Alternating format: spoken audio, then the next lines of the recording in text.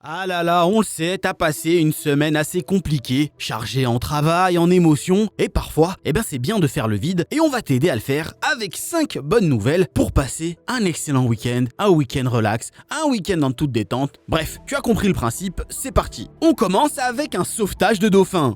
2 dauphins roses sauvés d'une mort certaine. Piégés dans des eaux peu profondes en Colombie, 2 dauphins roses ont bien failli perdre la vie. Heureusement, ils ont pu compter sur l'aide providentielle de la marine colombienne. Ça s'est passé dans un affluent du Rio Meta, à l'est de la Colombie. Une mère et son petit ont dû être sortis de l'estuaire à l'aide de hamacs et de filets de pêche. Ensuite, il a fallu les asperger d'eau continuellement et les transporter jusque dans le canot Juriépé, à 500 mètres de là, où ils ont pu être relâchés. Les dauphins roses vivent en eau douce en Amérique du Sud, dans les pays tels que la Colombie, mais aussi le Brésil, le Venezuela, le Pérou, l'Équateur et la Bolivie. Malheureusement, cette espèce est menacée d'extinction en raison notamment de la pêche, mais aussi de la contamination des rivières au mercure et du réchauffement climatique, d'où l'importance de ce précieux sauvetage.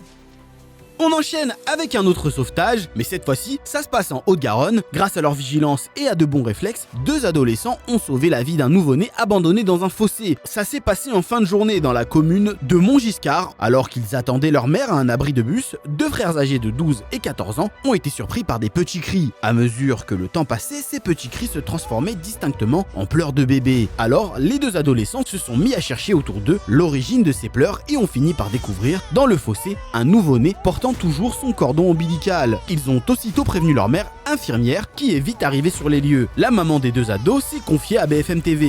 Des feuilles recouvraient le nourrisson, entouré par un cordon ombilical. C'était une fille. Je pense qu'elle était arrivée à terme parce qu'elle se portait bien. Je l'ai immédiatement prise dans ma voiture. Prévenus, les pompiers et le SMUR sont également arrivés sur place et ont amené le bébé à l'hôpital à Toulouse. Malgré une hypodermie, la petite fille est désormais hors de danger. Sa mère, rapidement identifiée, est une jeune fille de 17 ans. Elle aurait fait un déni de grossesse. Surprise et paniquée par l'accouchement, elle se serait débarrassée du bébé dans le fossé le plus proche. Sous le choc, elle a également été prise en charge par les secours.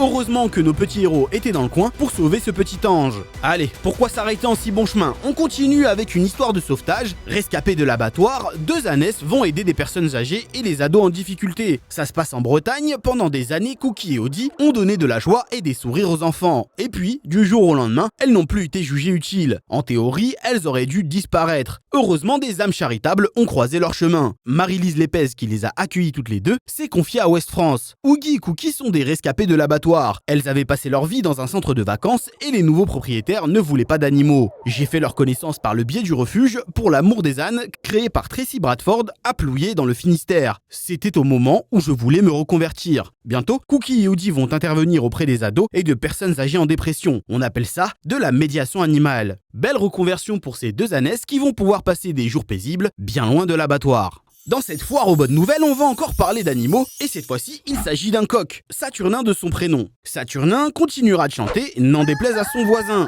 Et oui, insupporté par le chant du gallinacé, un voisin de Charlotte et Mathieu, les propriétaires de Saturnin avaient déposé plainte contre le couple. Ils réclamaient une indemnité de 5 000 € pour nuisance sonore. Une plainte qui n'est pas sans rappeler le cas de Maurice, le désormais célèbre coq de l'île d'Oléron, dont l'histoire avait ému la France entière. Symbole d'opposition entre les ruraux et urbains, une loi a été votée en janvier 2021. Le son du clocher, le chant du coq, des cigales ou le bêlement des moutons, si caractéristiques du patrimoine sensoriel des campagnes françaises, sont désormais protégés par le code de l'environnement. De quoi fournir une base légale solide au tribunal de Carcassonne qui a débouté le plaignant. Donc Saturnin est sorti gagnant de son procès. Bravo le veau, ou plutôt bravo le coq. Allez, cette fois, on ne parle plus d'animaux, mais on va encore évoquer un adolescent. Et oui, puisqu'on a retrouvé un héros. Il y a quelques jours, la police nationale de Gironde lançait un appel à témoins. Elle voulait identifier et retrouver le jeune homme qui avait sauvé une jeune femme d'une tentative de viol afin de le remercier. Quelques jours plus tard, c'est chose faite, on connaît l'identité de cet héros humble et discret. Idriss.